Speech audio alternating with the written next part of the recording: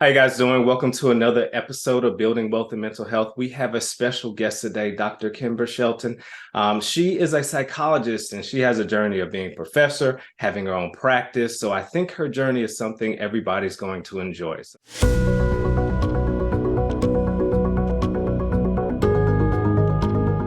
Where the cash at, Uncle Money? Welcome to the podcast today. Thank you. Happy to be here. Thank you for the invite. Awesome. So first start off, can you please tell me a little bit about your practice and the population you serve today? Yeah, so I am a counseling psychologist. My practice is in Dallas, Texas, and I primarily work with individuals who have experienced trauma. They have relationship issues, so I see a lot of couples. And I also specialize in the areas of cultural diversity and LGBTQ issues. So my overall goal or mission in the work that I do is improving the quality of mental health services provided to marginalized groups. And probably 80% of the clients I see identify as Black women, which is very important because we need that competent care. And a lot of times we might feel more comfortable working with someone who looks like us. Very good. So how did you fall into that niche? You could have, you live a full life and a lot of things that you deal with. Why specifically catering towards, Black women and minorities? Yeah, so I've always been curious and interested, which I think that's why I was drawn to psychology and therapy in general. And then the important relationships in my life, or the people who are most significant to me, have been Black women. And their experiences really resonated with me and left lasting impressions on me. The way their lived experiences were in the world, I think, pulled me in that direction. And then part of, again, being pulled in that direction is I do feel really privileged of the voice that I've had and the voice that I continue to build. And that I feel like it's important that we're using our voice to uplift others and to be a voice for those who haven't always had their voice. So a number of things moved me in that direction, both personal and professional experiences. Love it. So let's take it back, way back. Who was Dr. Kimber Shelton before she was in high school? Explain your childhood, what was going on. How are you feeling at that time? Okay, yeah. So all the way back, because the years are certainly catching up with me now. I grew up in Western New York, in Buffalo, New York, the suburbs of Buffalo. But my family, both sides of my family, all my family is from Beckley, West Virginia, and all my grandparents, all my cousins were in West Virginia. So we spent a lot of time in West Virginia. We never went on vacations. We just went to West Virginia. We didn't go anywhere on spring break. We went to West Virginia. Holidays, it was all West Virginia. So a lot of time was spent in West Virginia. A lot of summers were spent in West Virginia as well. The life that I had in Western New York was very different from the lives of my family in West Virginia. And I don't think I could articulate that, but I was able to see those things or experience those things. And just as I got older, kind of noticing how those lives were different and seeing how my grandmother was treated when we were out was very impactful to me, treated with disrespect, being invisible or being hyper visible. So those things really struck me, and I found myself, even as a child, advocating for my grandmother and speaking up for her in different places. And so, yeah, very strong connection to my family ties there. And growing up, I was always an athlete. So I played volleyball, I ran track, and I played basketball. I was just kind of naturally good at sports. So I appreciate that. And I was just kind of like an okay student too. Like it wasn't too difficult or too hard for me. So I was just kind of like nice and easily moving along. But I remember getting a B in a class that my favorite teacher taught. I like felt so bad. Like I got this B in his class and like he pulled me to the side and talked to me about this B. It was like heartbreaking. I was like, okay, I gotta work harder. I have to do more. And through my life, I've had several of those moments of shame that really moved me to do something else or to focus on something in a different way or to pay attention. I think both good and bad, but yeah, so my family was important. There are these like important milestone moments in my education that were impactful to me.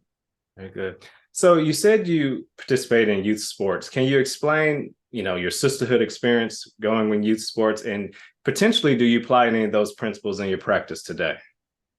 Yeah, being an athlete, it was so important to my, like that was my life. Like there was sports and then there was school. And even in college, it was sports and then there was school. I picked my college more of the sports team versus even the academics or the programs. So it I don't think I actually took full advantage of the relationships Mhm. in sports.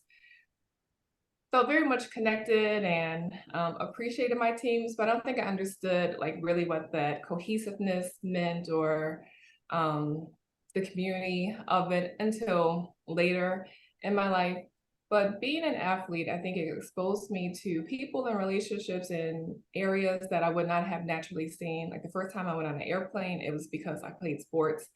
Um, Seeing how people who are very different can come together for a common good came from playing sports. And then individually, all those things that come along with like girls statistically in playing sports, like they're more assertive and they're more confident and being 16, 17, like even being like more sexually assertive and like, no, I'm not going to do these things. Like, here's where my values are. All that was kind of instilled in me through sports. And I think I carry that into my professional life in terms of how we build our confidence, what makes us feel good about ourselves, what makes us feel both physically and mentally, emotionally strong. Mhm. And then what do we do for ourselves? And sorry, just one more thing about sports.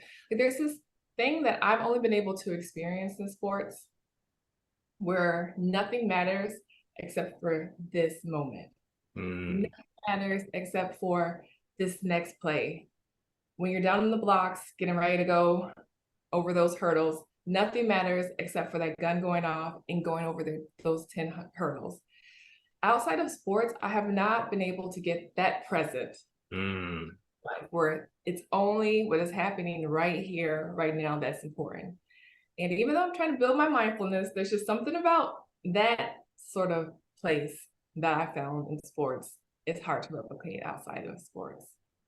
So for those who played sports at a really high level, there's sometimes a void missing when you stop playing those sports. How do you fill that void? Help people kind of get through that. I was an athlete. It was a humongous part of my life. I can't get that level of focus in anything else, even though I try, I can come close. What have you done to kind of fill that void and think of other things? Absolutely. Yeah, that transition is hard when you've been doing something since a child and then that's just not the main part of your life anymore. And with so much of your identity being in that, that is a very difficult transition to make. After college and I was done playing sports, I had to kind of like step back and think like, wait, okay, so if I'm not that athlete, that student athlete, then who am I or what is important to me? I'm fortunate that I did also eventually connect to the student part of it and the academic part and was able to transition into putting my energy into that. But there was grief that I experienced. It was loss that was there. The last season of sports is track. And especially in New York, where I grew up, we have 4 seasons. Here in Dallas, there's not 4 seasons. But in Buffalo, there's the 4 seasons. And when spring comes, like the air just feels different. The air smells different. And I always think of spring of, oh, it's track season. Mm. And after I stopped playing sports, during the spring, I think my visceral response was the strongest because I'm like, oh, it's track season. Like, oh, I can smell it. I feel and like have a physical reaction. And then after a couple years, I'm like, oh, it's spring. So those transitions happen, but it takes time. But certainly there was a lot of grief around that, and then having to find something else to put that attention into. Very good. So you went to your undergraduate degree primarily focused on sports. So when you knew sports were beginning to wind down, how did you think about your postgraduate life? How did you pick your college? What was going through your mind at that time? Yeah, I went to a small college in Rochester, New York, Robert Wesleyan. Well, it was Robert Wesleyan College when I was there, but it's now Roberts Wesleyan University. So congratulations to them. And I went because I wanted to play volleyball and I also wanted to run track, and they offered me great scholarships. And I was a psychology and a criminal justice major. My first semester of college, I was wanting to take as many classes as possible. So you had to take a minimum of 15, and then after that, you could take, up to like 18 or 19 without having to pay more. Right. And I was with my academic advisor, and my advisor said, no, you should just take the 15 credits. Mm-hmm. I'm like, no, I want to, if I can get these extra ones for free, I want to take those. Like, I don't think that's a good idea, but well, I think that I will go ahead and take those classes. Again, that athlete in me, that assertiveness, that confidence. So I did take the full amount of credits that I could take. And I am fortunate because later I learned if I had only taken those 15, it would have put me into another semester of college. And I went like, why was that the advice that was given to me to only take those 15 credits? But my first semester, I just happened to get a 3.4. I really didn't work very hard. I wasn't trying so much. I just got that 3.4. And then I was like, okay, well, actually, if I apply myself, I could do better than this. Mm-hmm. And I started to apply myself and was a 4.0 student then for the majority of my academic career. But that was a important moment for me of like, oh, go ahead and apply yourself, start doing things. And in my psychology classes, like they were always saying, like, you can't just have a bachelor's degree in psychology, you're gonna have to continue. And I was like, I didn't hear it. Even though they said it every class and every year, it just kind of went from one ear and out the other. And my senior year Mm-hmm. in my a psychology class, again, like they were talking about that. And then I'm like, wait a minute, this is true. Like, what am I gonna do after this if I don't have more education or like so it finally hit me. And when that hit me, then I was able to become more serious and start looking at, well, what do I want to do and how can I move about doing that? But yeah, it was for sports, and then fortunately it did transition to really falling in love with both psychology and criminal justice. So how did you make that decision to go to your, post undergraduate studies? Like, what were you thinking? How did you think about financing it? And even go down to, were there any family support or resistance during that time? Mm-hmm. I thought, well, I realized I would have to continue, especially in New York State at that time with a master's degree. You couldn't do therapy. It's different now. You could have a master's degree and do therapy, but I did know I was going to have to do more education. And I applied to the largest university in Buffalo, just regularly applied. Again, things have just kind of naturally working out for me, and applied to a master's program in psychology. And then I got a letter in the mail that said, thank you for your application, but rejected, denied. And I was like, what? Like, right. I don't get rejected or denied from things. So it was like another soul crushing moment for me. And I was sharing the news with one of my criminal justice professors, who is the only Black woman professor I had during my undergrad. And she said, oh, my daughter just applied to Niagara University for her undergrad, and they have a master's program. You should look into that. So I looked into that program, and I'm so fortunate I was able to have that conversation with her, which was a risk for me because that sort of vulnerability or that shame that I was experiencing would have kept me from having those sort of conversations. So I'm fortunate I had that conversation with her, and in having that conversation, she encouraged me to apply to that program. I spent a lot more time on my application. I read things over a lot more. I put a lot more energy into it, and then went for my interview. And like my later advisor, but the person interviewing me walked me over to administration so that I could be formally accepted into the program. But this was much of this was doing it on my own. My parents just kind of figured I would be able to do these things and figure those things out. My mother, she's a nurse, and she got her nursing license back when you could be a nurse with an associate's degree.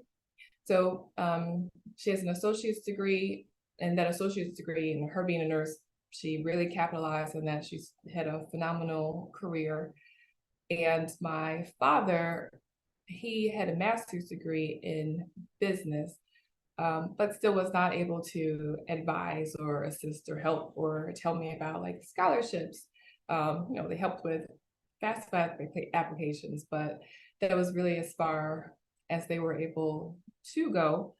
And I realize now, having a master's degree, having a PhD, how much money is out there and how unfortunate it is for people who don't have that sort of support, because then they don't have access to all the money that is out there. So I have a nice little student loan debt that I'm paying off right now. Very good. So what was the big, let's say the most memorable experience in your graduate years? What you felt like propelled you to continue your journey to get your doctorate? What happened during those graduate years?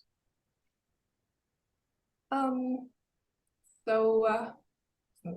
is there one moment? Like, there's just It could be a couple of moments. So many small moments. Okay, so if I go back to my 7th grade year, I played volleyball for the first time in 7th grade, and I was not very good at it. And I was like, well, I'm not gonna play again because I just sit on the bench the whole time. But again, my favorite teacher at that time, he became the coach. He said, oh, just come out and play. And so that 7th grade year, I had also played basketball, and then I had run track. Developmentally, I came back, I'm like, oh my goodness, like I know how to play volleyball now. So because he encouraged me to come back and do it again, it winded up with me having a volleyball scholarship. And my undergraduate professor saying, apply to this school, I think this would be a good fit for you, was very helpful to me. In my master's program, my advisor, Dr. Shannon Hodges, he said, there's more for you. There's more that you can do. You need to continue your education. You need to go on to your PhD. And I don't think I had really considered that until he had shared that for me and encouraged me to, no, you can do more. You should do this. And so with that encouragement, these mentors really coming in at these very significant and prominent times in my life really helped to take me to that next place. So I applied to the University of Georgia. So fortunate there that I had an amazing mentor as well, an amazing advisor, Dr. Delgado Romero, who just really like, what do you want to do? And let's figure out how you can do those things. So the autonomy and that support was just really amazing. And I know that's not the experience for a lot of people.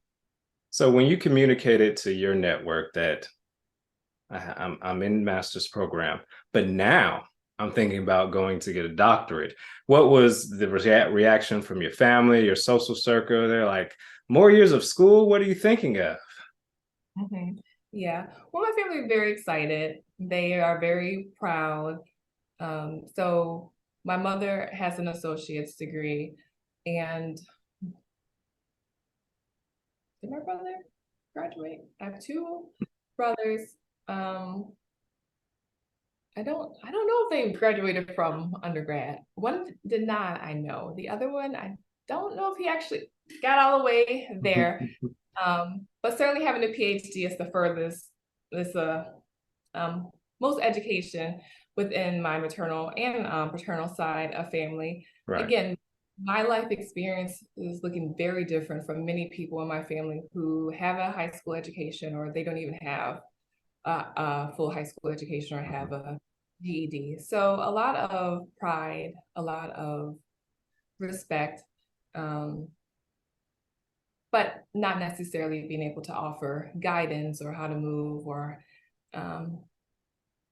while my parents have been very financially supportive over the years, but some of the ins and outs of what it means to be a graduate student or even understanding what my degree is. I don't know that they always understood those things. So you're going to the University of Georgia, my fair state of Georgia. What was your experience dealing with the South, the humidity, the people? Was it a culture shock coming down here, or did you fit in naturally? Yeah, it was a transition. It was living upstate New York. Like literally, I was 10 minutes away from the Canadian border.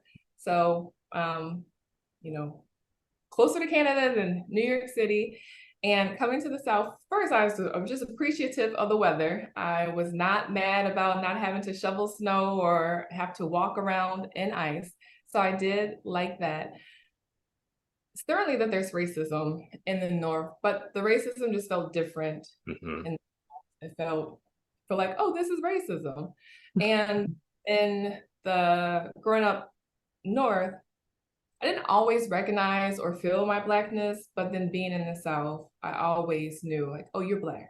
Mm, You're in this space and you're Black. yes. Versus being in spaces in New York, I could just be there and not necessarily like feel my Blackness, but Mhm. absolutely felt that in the South.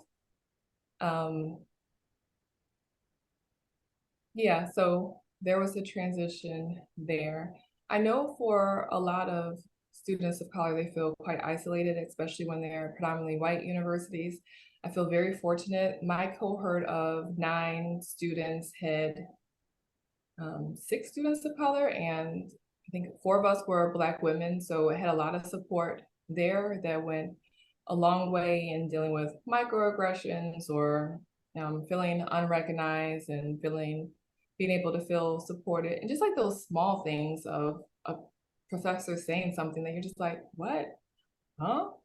And like that physical reaction that's coming over and the emotional reaction, but being able to look at another Black woman in my class and be like, did you hear that? Okay, you heard that too. And like the relief, like I don't even have to process that or explore that. We don't have to talk through it. Like I'm validated and I can move on from that was really important. So having that connection and appreciate too in the counseling psychology program that there was a Black Girls Club or Black Girl Alliance that was Mhm. formed where there were events and we like talked and supported each other and yeah, I really appreciated that piece of it. Again, I know that's very different from a lot of people's graduate experience, especially if you're a person of color. Help me from your, professional perspective, having those groups, the Black Girl group with the college, having other people who are like you going through the program you're going through. What is it about that that helps people continue to move forward versus that, as you mentioned, the isolation feeling? What is that? Yeah, it's like we can do this versus I can do this. We can do this. Or I see you doing it. We can do these things together. That encouragement there. Not feeling. I mean, it's already just stressful and overwhelming, period. But then not having to feel like you're alone in that. The Black women in Georgia's um, counseling psychology program is like doing amazing things, Mm, like mm, amazing work.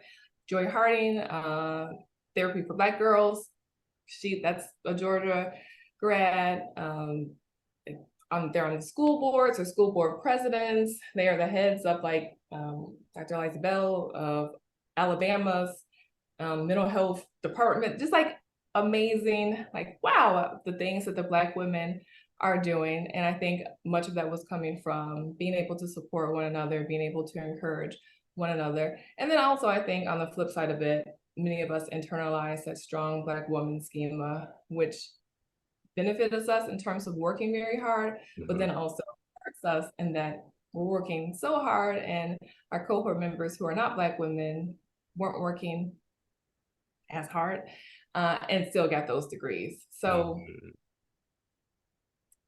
I think we'll touch on that a little later. So let's talk about your NUGA. What were some of the experiences there that really helped you move along professionally? yeah, my first year at Georgia, they just randomly assigned us to an advisor Mhm. and very nice person. But I just feel like I had so much free time. Like, I feel like a doctoral program is supposed to be harder. Like I took like classes like 3 days a week. And then I'm like literally chilling. I'm like Mhm. working out. I mean, I was physically like my body looked exactly how I wanted to because I had like all this time to devote to exercise. I was eating healthy. I was like going out and doing things. I'm like, I feel like this is supposed to be harder than this though. Like something's missing. And again, so my later advisor, he started the same year that I did and was very passionate in multiculturalism, diversity. Our research interests and our focus, our topics were much more aligned. So Mhm. I transferred to being his advisee. Yeah. And then I started doing research and I was writing and I was doing presentation. Like, okay, this is what I thought graduate school was, my PhD program was supposed to be like, not like all this free time. So that was really important moment for me. And I am so appreciative because I don't know what my PhD experience would have been like had I not had the advisor that I had. That was so important in terms of building my professional identity and actually giving me that structure that I Mhm. needed. I think that would have been a problematic because being a first generation PhD student, like I don't know what I'm supposed to be doing here. So I did need that structure. I'm very appreciative of that. So that was an important piece. And then again, working hard and seeing the benefits of it, feeling good, feeling confident about the work and wanting to make a change. Um, Starting to see clients was a very pivotal moment for me. Mhm. So let's talk about part of a PhD program. They sometimes require you to go through different practicums. How did you select your practicum? And was there a particular practicum that was more impactful to you versus others? Yeah, so for our doc program, we had an in-house clinic that we were able to see people from. So that was nice that we didn't have to go out and find an Mhm. experience. So saw clients in that clinic, but as part of a PhD program that your last year, you have to go on an internship, and internship was very competitive because there weren't enough internships for the amount of PhD students. I know that psychology in general has done a better job in building more internships so students are able to find those placements. But Mhm. that time, I really didn't want to stand out to get into the internship because there were so few of them available. So I did a practicum at our in-house clinic.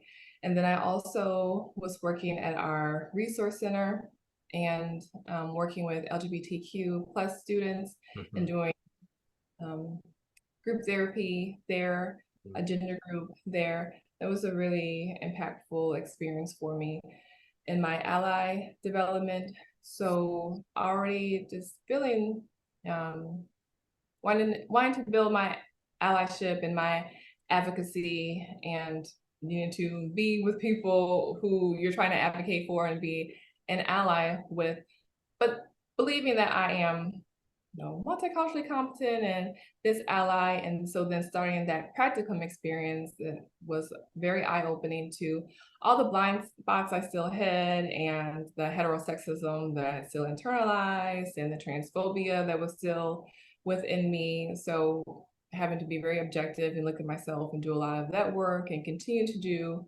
that work. My dissertation was sexual orientation, microaggressions experienced by lesbian, gay, and bisexual individuals in psychotherapy.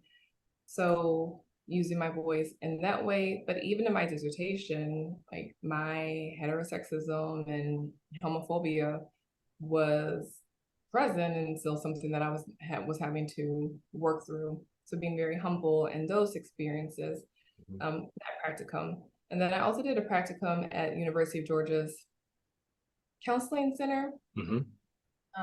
that challenged me in a number of ways.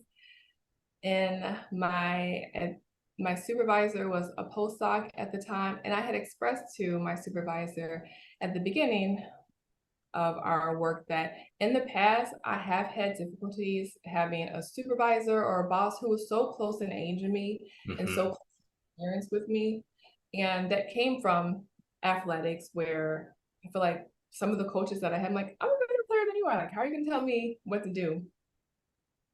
But I realized I was a down fault of mine. Mhm. And I shared that with her that that's something that I work on. So if you notice those things coming out, please let's have a conversation about that. Her approach to therapy was very different than my approach to therapy. At the time, I was very solution focused and like present oriented, and she Mhm. was much more grounded in trauma informed care and going all the way back to the past. So like, I'm over here, and she's like, no, you need to come back here. So our theoretical orientations were difficult to match up. And so not ruptures, but just like having to work through like how do we connect with one another. And there was a moment of supervision where she came in and she said, do you have a problem? And my supervisor was a white woman. Do you have a problem with white women? And I Mhm. thought, well, if I did have a problem with white women, I don't know if this is the way that this conversation should be had or that would be moved forward. So it's like, no, I don't think that I have a problem with white women.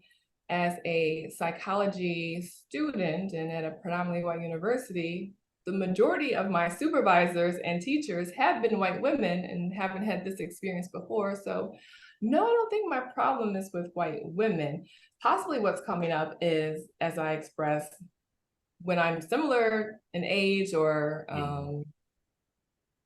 education to someone, there might be those struggles, but I don't think that's what's coming up. I feel like actually this is not my issue. Um, do you have a problem working with Black women? So that was like, these conversations, these are not the way that they go. Mhm. And in terms of my own work and thinking about cultural humility and cultural opportunities, like there's these missed opportunities, and that was very much a missed opportunity in us having a important conversation. But did not internalize that. I mean, that's your work to do. Um, and yeah, so that was a interesting moment and definitely very impactful on our relationship. So you've finished your, let's say, your dissertation, you received your doctoral certificate. What was the emotions? Who did you celebrate with? Who could you celebrate with? I mean, what were you thinking around that time? Yeah. Um, I feel like at all these like big moments in my life, like working so hard, by the time that moment gets there, I'm just like, oh, I'm just so tired. It's hard to just like fully like be in it because there's like the fatigue. And then also it's like, okay, you finish your undergrad degree and then you have to start your master's right away. And you finish your master's degree and like literally a month later, you're in your PhD program and you finish your PhD and like your postdoc starting. So I feel like there's not even time to live in those Mm, moments for very long. And then you finish your degree here, but like you don't actually graduate till like a month later. It's just like that timing is so odd. So I feel like there's like a little bit of like this sounds so disrespectful to the process, but like a little bit underwhelming. mhm, Um, mhm. but this was like, oh, like you're just like so tired and like you have to just like move on to the next thing, which is definitely something I work on with my clients of being present in that moment and in that space, being able to appreciate that before we move on to the next thing. But very happy, very joyous, very proud, but just not being able to stay in that space for as long as I feel like I could. Describe the postdoc program and your experience there, and how was that different from being in a practicum environment? Yeah, so I did my internship, so that last year of my PhD program at Georgia State University's Counseling Center. That was the first time I was exposed to that many Black women psychologists. I think there were like four or five, no, five on staff there, Wow. which is like literally unheard of. Mhm. And then all of them so gifted, so unique, so encouraging in different ways. It was just like now that was a life altering experience. That internship, and again, that like pressure to perform and that strong Black woman schema being activated and feel like I'm not doing enough and like seeing 20, 25 clients a week and like teaching, just so overwhelming, but still feeling like I need to do more. And one of my Black women supervisors said to me, you don't have to do more. Mm. You're already doing enough. We don't expect those things from you. You don't have to do that.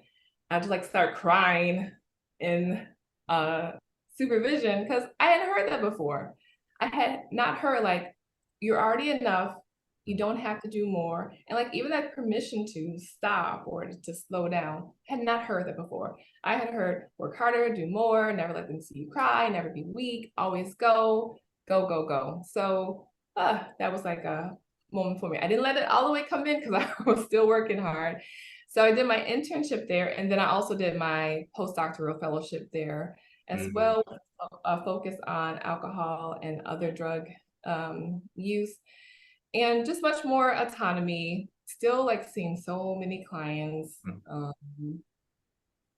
but feeling just like more cemented in my professional identity and what was important to me and the clients that I like to work with, feel in a very much supportive environment, having lots of flexibility, and then working with a population that really resonated with me, that Georgia State is a predominantly minority serving institution.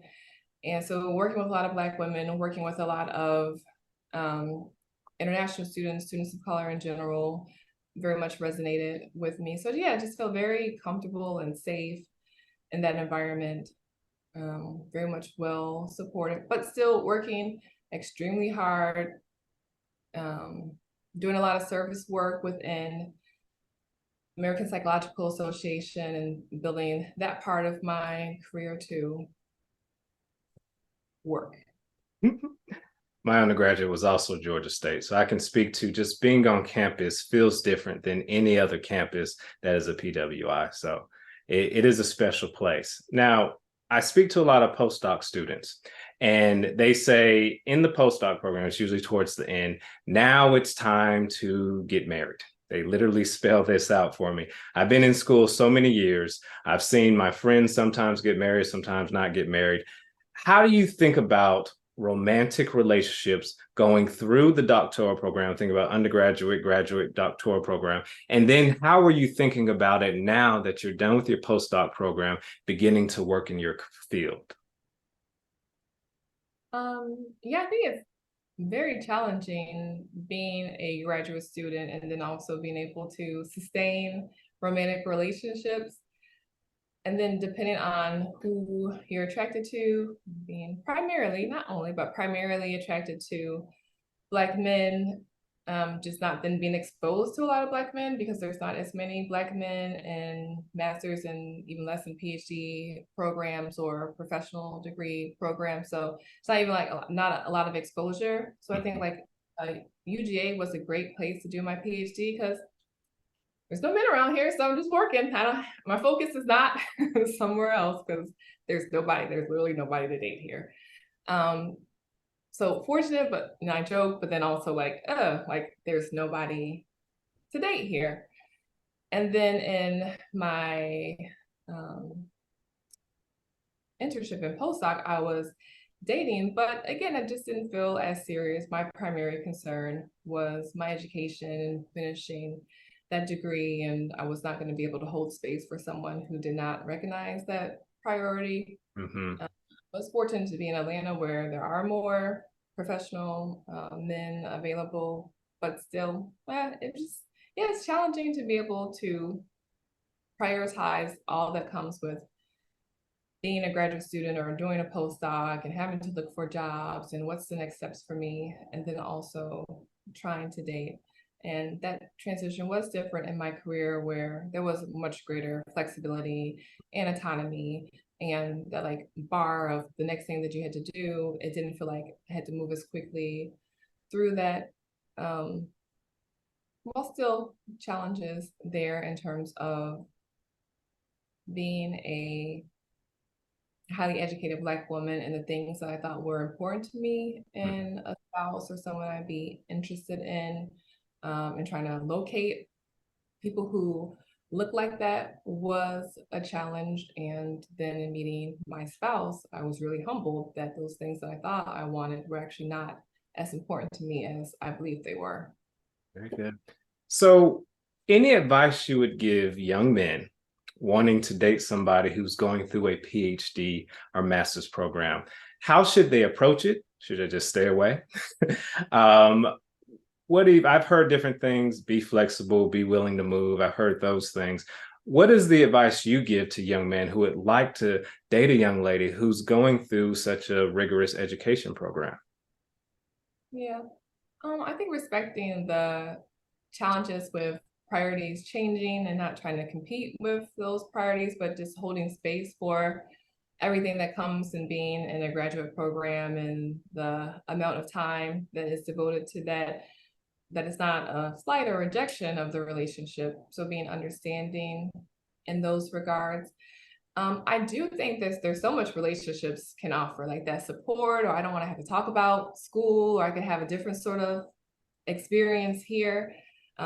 Would have probably been nice when I was in my PhD program. So yeah, like there's so much I think relationships can offer, but I think for both people, it's that balance of these priorities that could feel like they're in competition at times.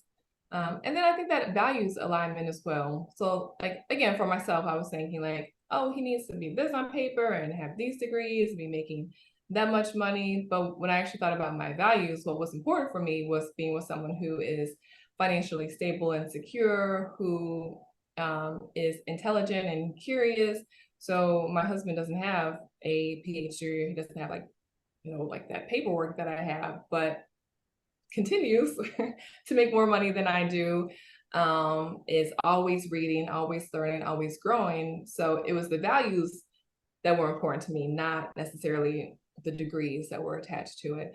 So people being able to show up and be enough as they are, and then also that value alignment and really looking at what's going to support your values being met. I love that. So you're done with your postdoc program. Please explain your first full-time work experience. You're making real money, so this is exciting, right? You can go out to a nice restaurant. What was going on through, well, what was the first job that you went into, and what was going through your mind as you began receiving regular income? Yeah, I feel so lucky again. Like they're just like things are just lining up well for me. As my postdoc was wrapping up, Georgia Tech's Counseling Center had an open position and they were looking for someone who specialized in working with LGBTQ students. So I was like, oh, that's me, like, and that focus on diversity and multiculturalism. So I applied for that position and that was my first job. Again, I had a great boss, Dr. Todi Perez, who said, what do you want to do here? Well, I want to do these things. I want to focus on the diversity and multiculturalism. He said, okay, do those things. You are the coordinator of diversity programs. Oh, like very nice. So yeah, I had so much freedom and flexibility, so much support in designing and implementing programs, advising students, even like what our evaluations looked like. It was an amazing experience. I was so grateful that that just lined up so well for me at that time. For my internship, I think I was making like, I don't know, maybe like $2,000 a month, something like absurd for internship. Right. And then like my student loans were like 1,100 a month. I'm like, how's that? How am I don't know how that's gonna work. Here. And then postdoc, I think I went up like another $1,000 a month. So I was like still making like no money Right. to then be making, I guess at the time, real money. Now I'm just like, that was peanuts too. But yeah, just like being able, especially being single too and not having kids, just yeah, was really enjoying my life and traveling and saving and going where I wanted to go and getting what I wanted to get. So that felt good to be financially compensated for all that hard work that was done. So when you were at Georgia Tech and they laid before you their retirement plan, what emotions came to mind? What were you thinking when they said, sign up for this? It's highly recommended. What did you do when that happened? Yeah, I still think it's kind of like I hear those things, but I don't fully drink them in. But I did, so they had two different programs. And one, if you were working within a university system for so long, there were more benefits there. So I did sign up for that, but I don't think I didn't fully understand those things. And at that point, my parents were very financially secure and had made lots of wonderful financial decisions. And I could have leaned in on them much more during that time. I don't know why I did not. I probably should have. But yeah, it felt nice to like have that stability and these things that I hadn't really had to think about before, having to think about them, but like there's a path to move through it. So appreciative of that. Very appreciative of it now, especially since I'm in private practice. So after Georgia Tech, what did you do? So I left my dream job to follow a dream relationship. My then fiance lived in Dallas, and that's how I ended up coming to Dallas. And for the majority of our relationship, my husband works for General Motors. He worked second shift. Fortunately, the nice thing about being a psychologist is the amount of flexibility in the type of work that we can do, but then also the hours that we're working. So I was able to build my schedule around his work so we could spend more time together. So when I came to Dallas, I had a small part-time private practice in Georgia as well as working at Georgia Tech, but I just went full-time into private practice when I came to Dallas. And that was probably the most significant learning curve I've ever experienced. It's so different when, if you're not working, you're not making money. Yes. And I think that went back to feeding into that strong Black woman mentality or that hustle culture of I need to always be working. I noticed my anxiety was so much higher than it had ever been in my life. And later, in reflection, it was because when I'm not working, I'm not making any money. I don't have this check that I just know is going to be the same every single month, no matter what I'm doing. So that type of instability really was unsettling for me, having found that security and stability. And then kind of losing that, yeah, really disrupted me for a while. I saw myself and my mood. Any advice you give somebody wanting to go into private practice? What are some things they should prepare? What should they think about mentally? I think you brought up a great idea. If you don't work, you don't eat. That is a thing when you work for, let's say, an hourly type practice. So any advice that you would give people going out on their own? I do appreciate that I did have that small private practice. So I wasn't like completely, oh, what do I do? Or lost at sea. And then I don't think, at least for counseling psychology programs, they don't do the best job in preparing people for private practice, like a CPT code, which is a billing code. I didn't learn about a CPT code until after I graduated. So I'm like, how have I never heard the billing codes for psychologists? That does not make sense to me. So having that small private practice was helpful, very useful. And I encourage people who are thinking about going full-time into private practice, if they're able to do a practicum or internship or have some sort of experience at a private practice is helpful. People are typically very kind and giving of information. So working at a private practice or having someone who can mentor you and consult you in private practice, there are some great private practice books out there to be able to get those books. And now this wasn't available when I was a student, but like the podcast on private practice, the Facebook groups on private practice, the trainings on running private practice, really taking full advantage of those things. Again, I feel very fortunate and blessed that even though I wasn't feeling so stable in my private practice, I had a spouse who has a very stable career. So I was able to take a lot of risk that I would not have taken if I did not have a spouse who was fiscally responsible and having insurance for us and able to cover a lot of those things. But yeah, really laying out like how much money do I need to make? How many clients do I need to see? What about insurance for myself, for my family, what to do regarding like that anxiety of when we're not working and we're not making money, having a plan in place for that, really building a strong network and support system as you are starting that practice or even before that practice is being started. So help somebody understand, what is it like being a wife, having kids, juggling all those balls, and sometimes something drops to the floor, being able to pick it up as fast as possible. What is that like, and how are you managing all those responsibilities? Having a therapist. Have Having a good therapist helps manage those things. I'm laughing, but I'm also serious. Like, get therapy. Yeah, so when I came from Georgia to Texas, I felt like I could not get moving. I wasn't able to do the things that I was doing before. Like, my CV leading up to Texas was like so beautiful and amazing, all the work that I was doing. And then I got to Texas and I was just really struggling with, like, how do I get moving, or what do I need to be focused on? And it was not until a lot of time passed, I realized I was burnt out. I was working so hard all those years, doing so much.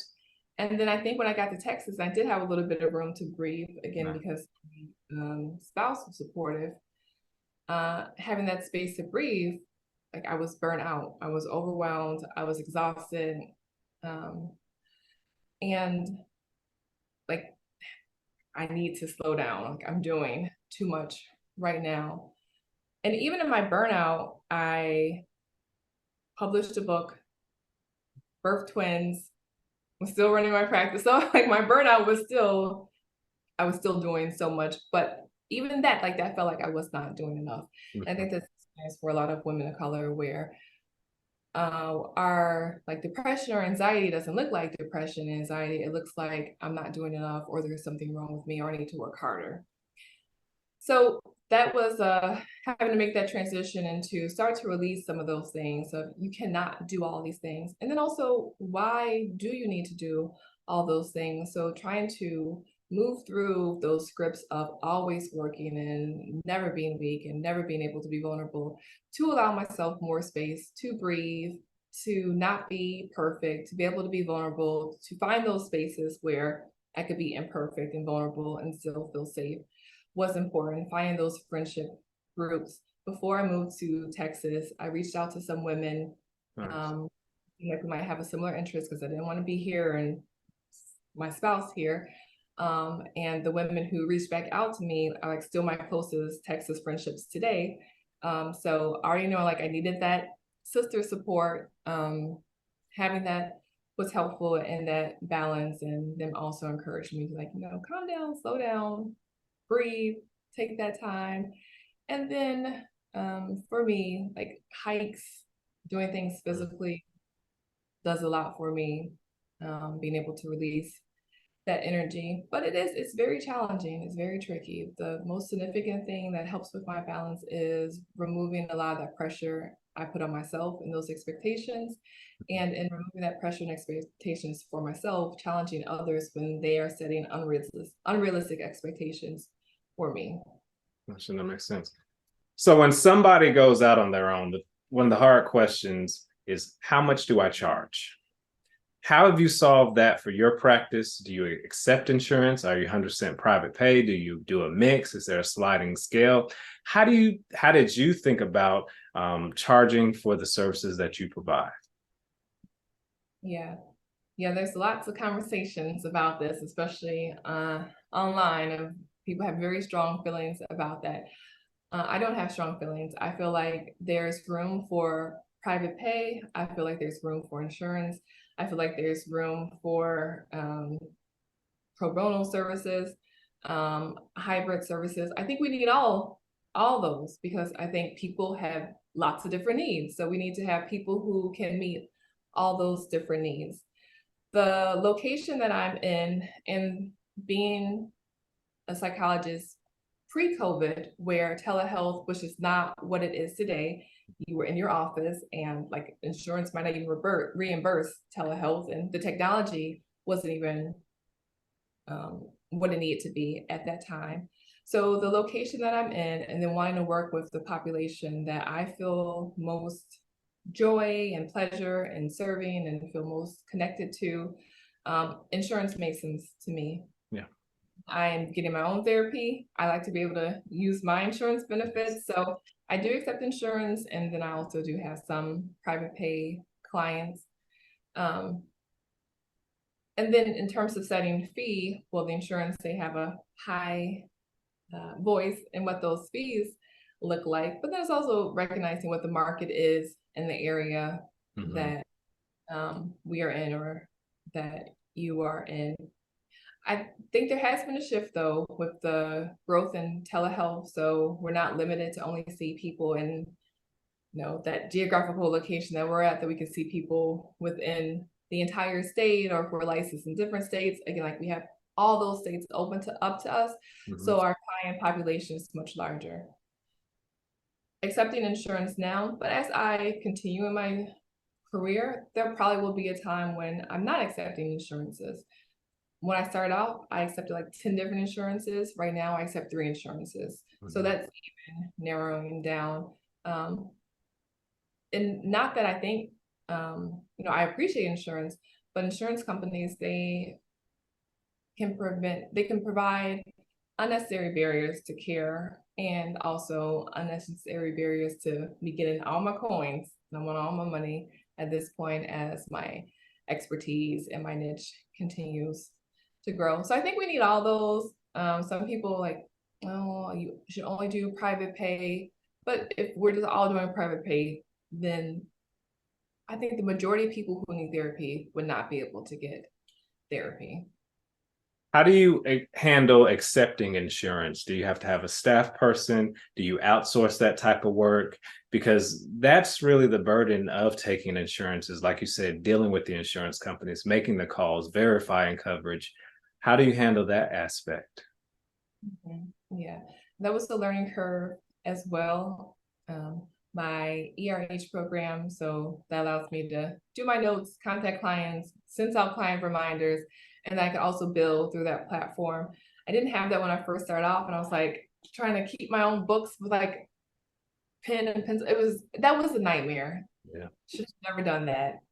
I know I lost so much money trying to organize all that myself, like missing time frames or like not having right codes, and just like I can't be bothered with that. But once I did get my ERH platform, that just simplified all those things for me. It's just all right there, one place, few clicks to get the stuff sent over to the insurance company. So I do all that administrative stuff myself. It's much easier, but yeah, it still does take a lot of time. Those notes, and then doing the billing, and then like following up to make sure the insurance has been paid, and making sure like deductibles have been paid. That's a full-time job within itself. And I went to school to do therapy, not to do that admin work. So it can be frustrating, but still I feel protective of that. So I have not outsourced that at this point. Any other technology or service providers that you use in your practice that you say, I can't live without, or they've made life so much easier for myself? And definitely the ERH platform, that I can even do like the virtual therapy too, as well. I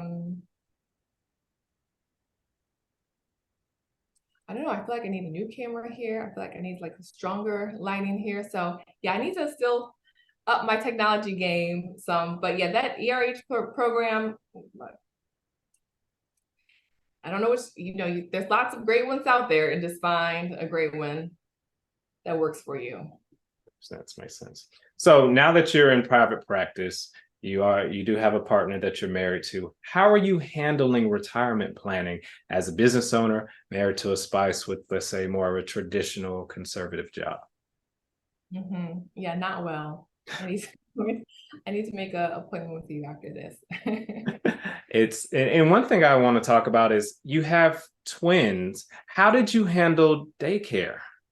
Because that is a major expense that I don't think we talk about as a society, that this is a burden that people have to go through for at least 4 or 5 years. Yeah.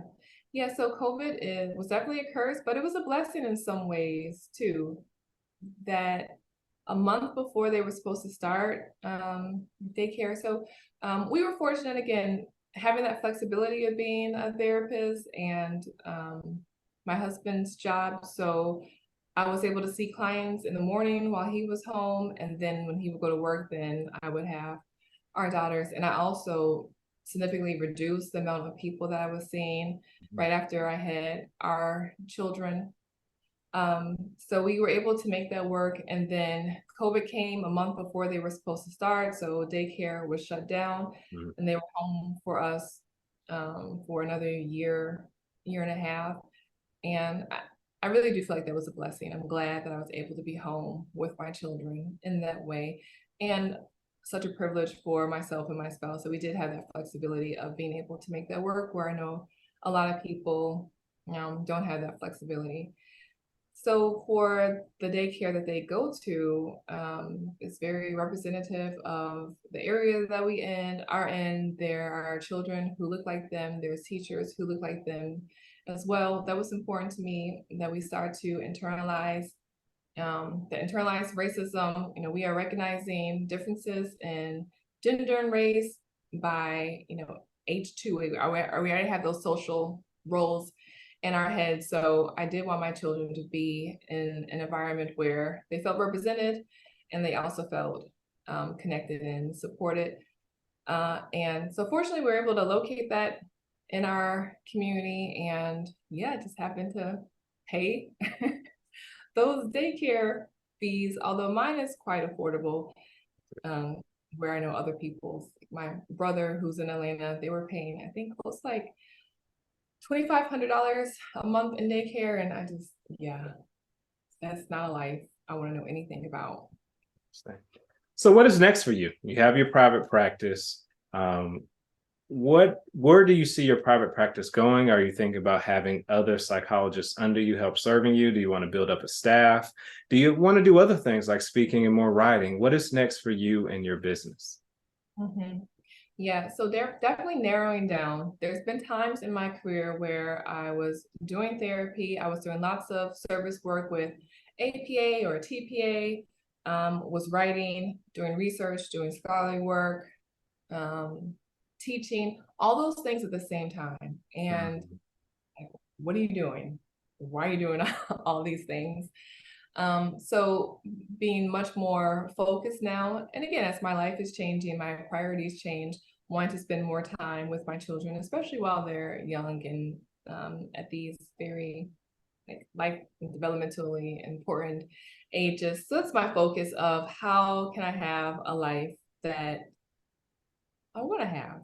Yeah, even think about the miracle question that we ask in therapy. Like, if these problems or these issues didn't exist, what would your life look like? Like, what would that miracle be? And like, what's that miracle life that I want for myself? And that is being able to have lots of time with my family. It's also being able to be healthy in my own lifestyle so that my mental health and my physical health are well aligned. Because of my graduate career and then my job and being a professional woman, I had children later in life. So wanting to make sure that I'm still vibrant as my children are growing up. I have peers my age who their kids are graduating from college and mine aren't even in kindergarten yet. So needing to stay young for them is important to me.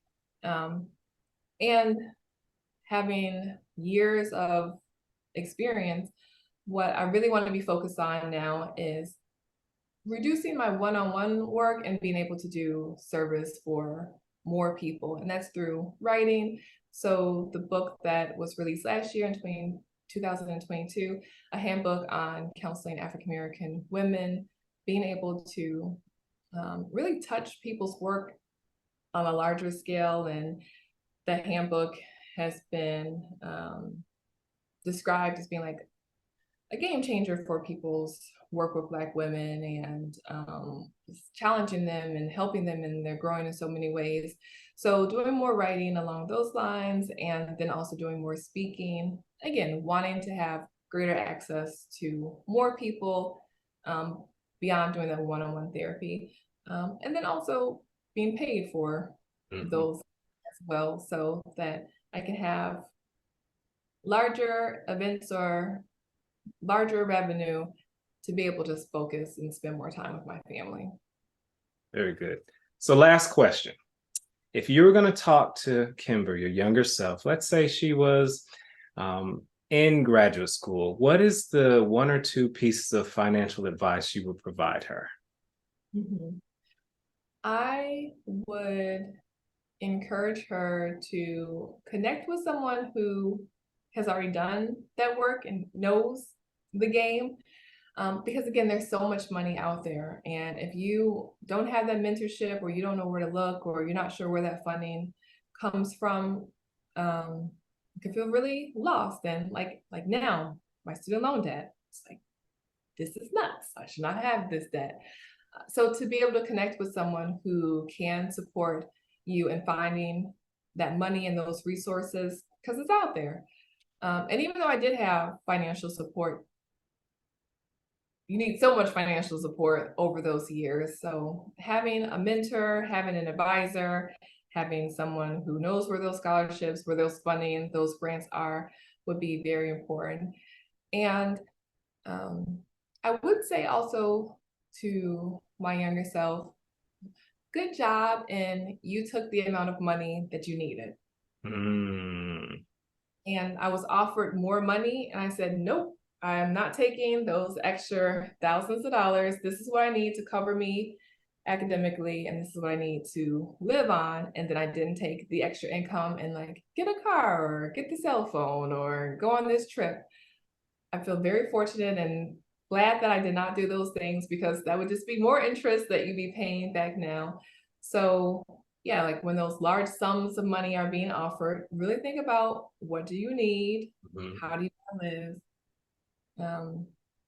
You don't want that debt. You do not want that debt afterward. So don't go beyond what you might actually need. Awesome. Well, thank you very much, Dr. Kimber Shelton, for joining us in another episode of Building Wealth and Mental Health. I believe your story will inspire others, and I think the advice that you provided will help people kind of circle or go around some of the things you had to go through. So thank you very much for joining us. Thank you. Thanks for having me.